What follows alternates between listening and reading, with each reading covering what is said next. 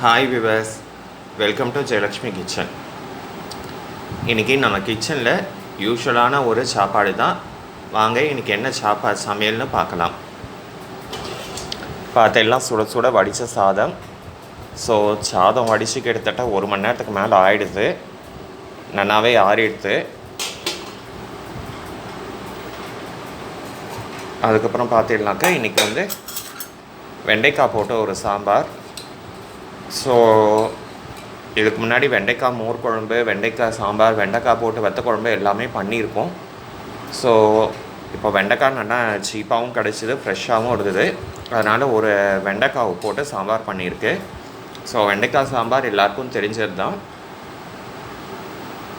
இன்றைக்கி வெறும் ப்ளெயின் வெண்டைக்காவாக தான் போட்டிருக்கேன். லாஸ்ட் டைம் நம்ம பண்ணும்போது வெண்டைக்காவும் சின்ன வெங்காயமும் போட்டிருந்ததும், இந்த தடவை வெறும் ப்ளெயின் வெண்டைக்காய் மாத்திரம்தான் போட்டிருக்கு.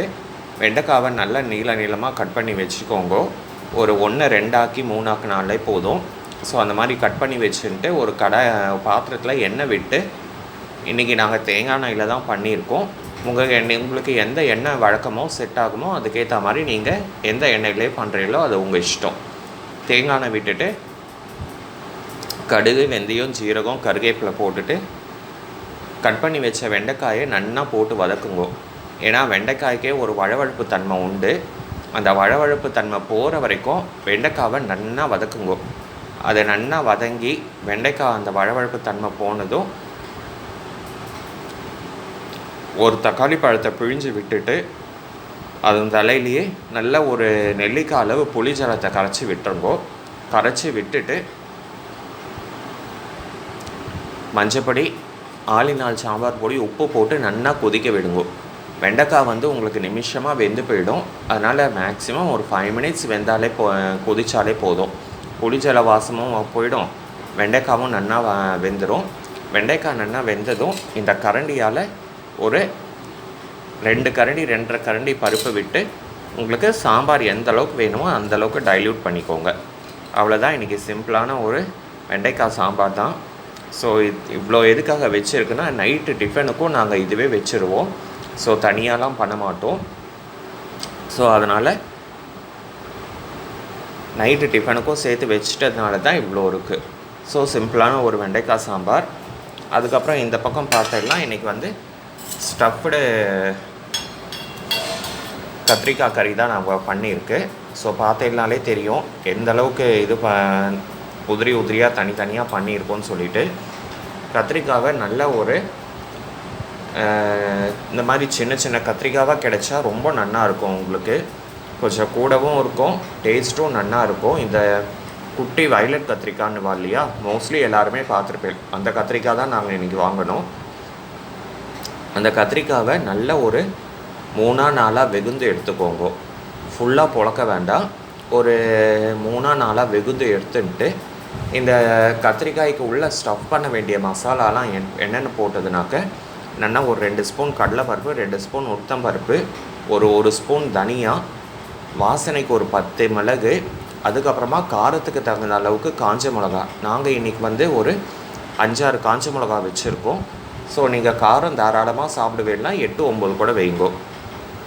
இல்லை வேண்டாம் நாங்கள் கம்மியாகவே சாப்பிடுவோன்னா ஒரு 4 வைங்கோ போதும். நாங்கள் இன்றைக்கி ஒரு 5-6 மிளகா வச்சோம். 6 மிளகா.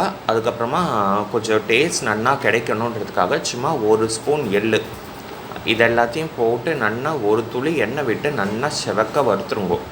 வறுத்து எடுத்துட்டு மிக்சியில் நன்னா ஃபைன் பேஸ்ட்டாக பொடிச்சிட்டு இந்த கட் பண்ணி வச்சுருக்க கத்திரிக்காய் உள்ள வந்து இந்த பொடியோடு சேர்த்து நீங்கள் உப்பையும் கலந்துக்கோங்க. எவ்வளோ உப்பு வேணுமோ அந்த உப்பையும் கலந்துட்டு அந்த ஸ்டஃப் கத்திரிக்காய் உள்ள நல்லா பொடியை வந்து ஸ்டஃப் பண்ணி வச்சுருங்கோ.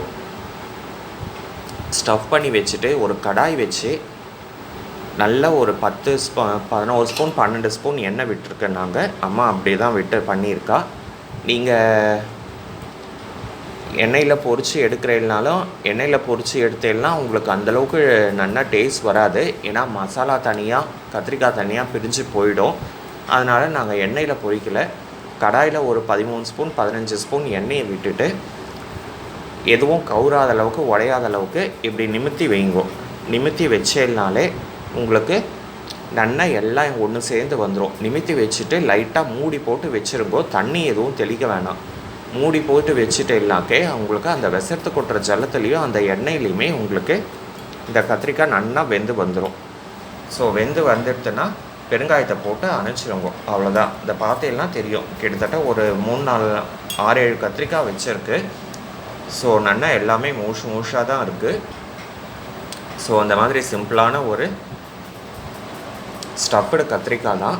இல்லை எண்ணெய் கத்திரிக்காய் குழம்பு கூட பண்ணிடலாம், அதுவும் டேஸ்ட் நல்லா ருச்சி அபாரமாக இருக்கும். ஸோ இன்றைக்கி சாம்பாருக்கு இந்த மாதிரி பண்ணிடலாம், இதுவும் டேஸ்ட் நல்லாவே இருக்கும். இது சாம்பார் சாதத்துக்கு மாத்திரம் இல்லை, ரசம் சாதம், தயிர் சாதம், அதே மாதிரி வெத்த குழம்பு எல்லாத்துக்குமே இந்த உங்களுக்கு ஸ்டஃப்டு கத்திரிக்காய் வந்து நல்ல மேட்ச் ஆகும். ஸோ இது வரைக்கும் ட்ரை பண்ணலைன்னா ட்ரை பண்ணி பாருங்கோ. அதுக்கப்புறமா ஆஸ் யூஷுவல் மோர் ரெடி ஆகிடுது. இன்றைக்கி அவ்வளோதான், சிம்பிளான ஒரு சமையல் தான். நீங்கள் இது வரைக்கும் இந்த எண்ணெய் கத்திரிக்காய் வந்து ஸ்டஃப்டு கத்திரிக்காய் வந்து ட்ரை பண்ணலைன்னா ட்ரை பண்ணுங்கோ. டேஸ்ட் நல்லாவே ருச்சி அபாரமாக இருக்கும். எல்லாத்துக்குமே உங்களுக்கு நல்ல மேட்சிங்காக இருக்கும். ட்ரை பண்ணாதவா ட்ரை பண்ணி பார்த்துட்டு உங்கள் வேல்யூபிள் கமெண்ட்ஸ் அண்ட் ஃபீட்பேக் சொல்லுங்கள். இது வரைக்கும் நம்ம கிச்சனை சப்ஸ்கிரைப் பண்ணலைன்னா இதுக்கப்புறம் சப்ஸ்கிரைப் பண்ணி பெல் பட்டன் ஐக்கான் ப்ரெஸ் பண்ணுங்கள். நாளைக்கு நான் இன்னொரு லன்ச் வீடியோவோடு உங்களை மீட் பண்ணுறேன். தேங்க்யூ.